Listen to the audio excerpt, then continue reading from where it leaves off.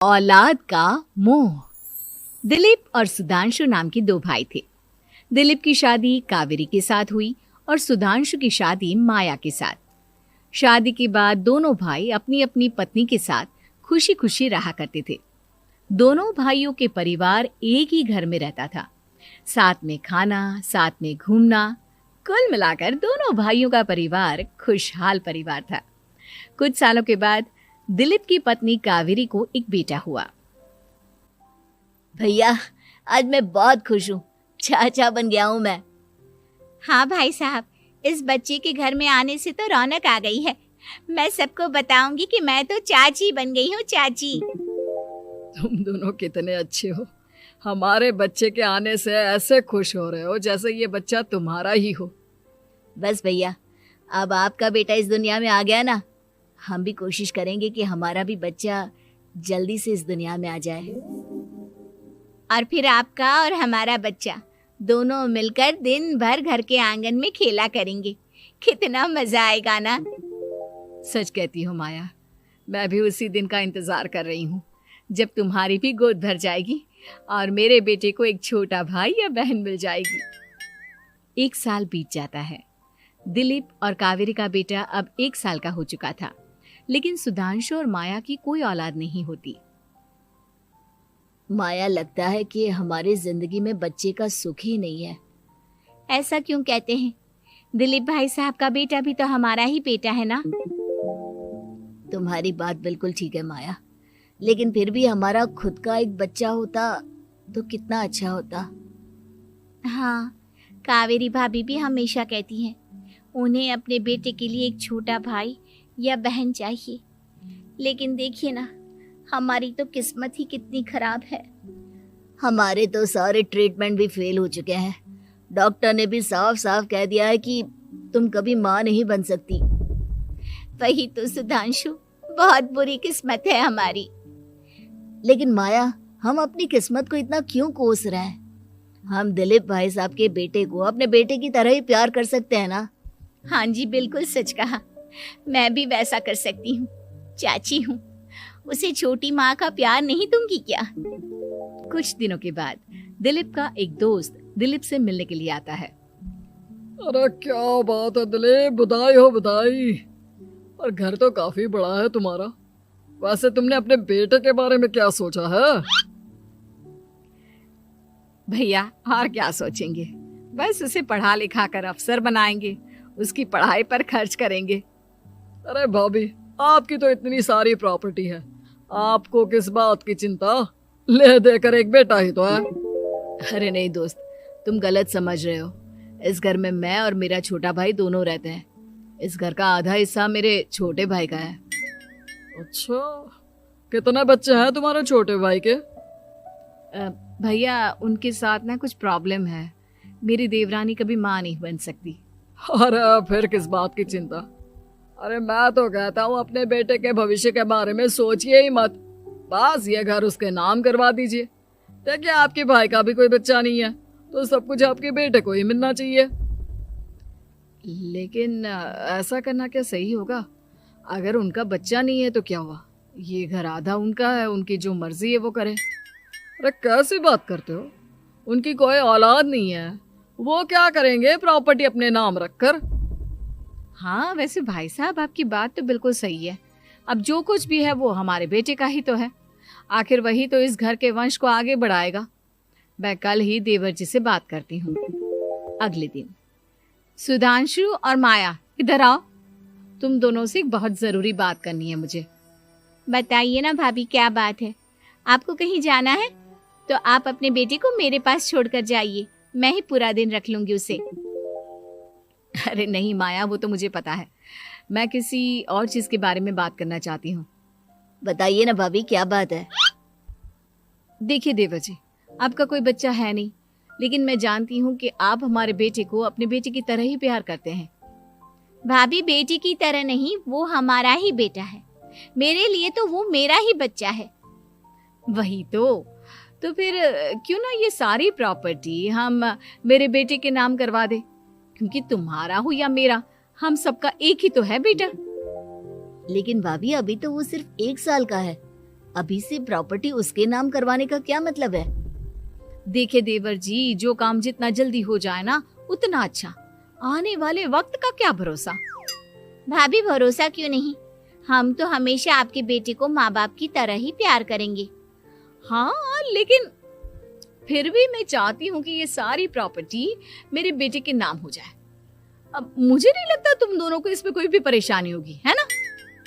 भाभी वैसे तो आप जो कह रही हैं वो बहुत जल्दबाजी है, लेकिन फिर भी अगर आपको ऐसा लगता है तो ठीक है, कल ही प्रॉपर्टी के पेपर बनवा लीजिए, मैं और माया उस पर साइन कर देंगे। इस तरह से अगले दिन प्रॉपर्टी के पेपर बनवाकर सारी प्रॉपर्टी दिलीप और कावेरी के बेटे के नाम पर करवा दी जाती है। कुछ दिनों के बाद सुधांशु, सुबह सुबह ये कौन लोग आ गए हैं तुम्हारे घर पर? भैया वो ऊपर वाला कमरा खाली पड़ा था ना, सोच रहा था किराएदार रख देता हूँ। लेकिन किराएदार रखने से पहले आपने हमसे पूछा भी नहीं।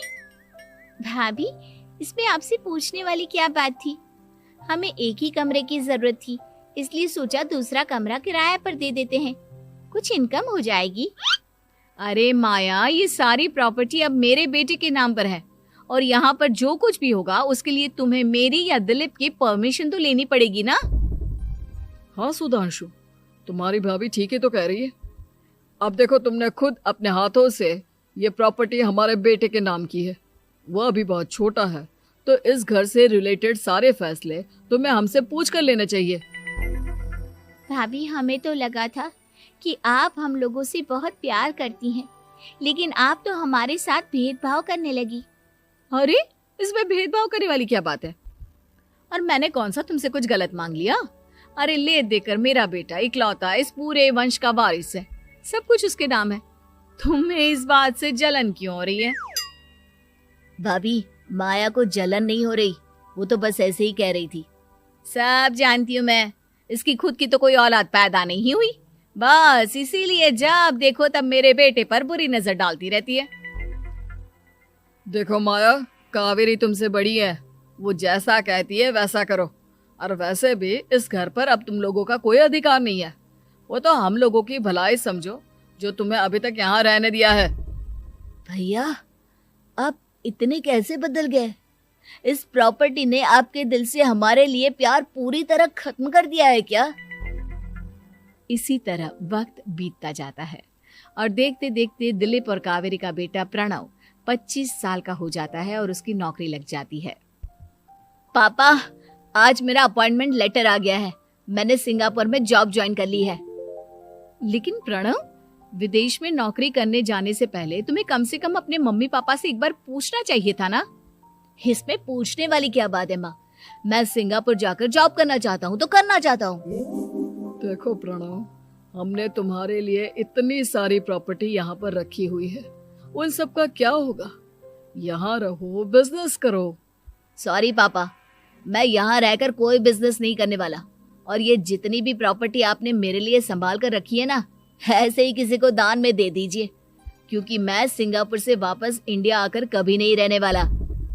दिमाग खराब हो गया है तेरा, जानता नहीं तेरी वजह से हमने तेरे चाचा चाची से लड़ाई करके पूरा घर तेरे नाम करवा दिया था। हाँ तो ऐसा करने से पहले आपको सोचना चाहिए था ना। और मम्मा, मैं तो वैसे भी उस वक्त 1 साल का था, मेरा इस मैटर से कोई लेना देना नहीं है। कैसी बात कर रहा है ये लड़का?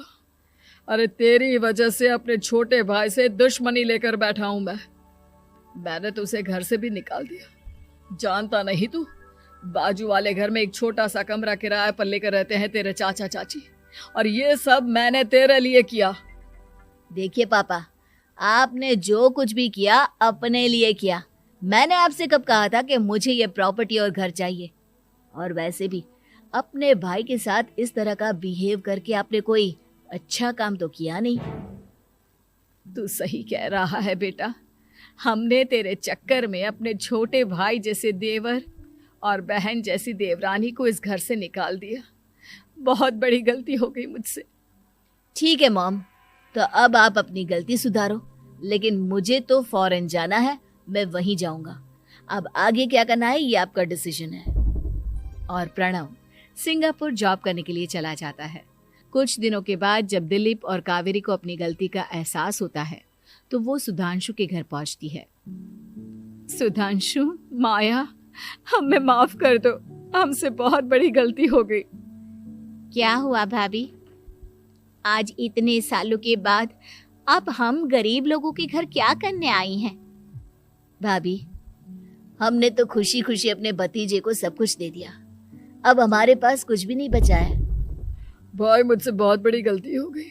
जो तेरे जैसे भाई को मैंने प्रॉपर्टी के चक्कर में घर से निकाला और जिसके लिए मैंने ये सब कुछ किया, वो खुद ही विदेश चला गया।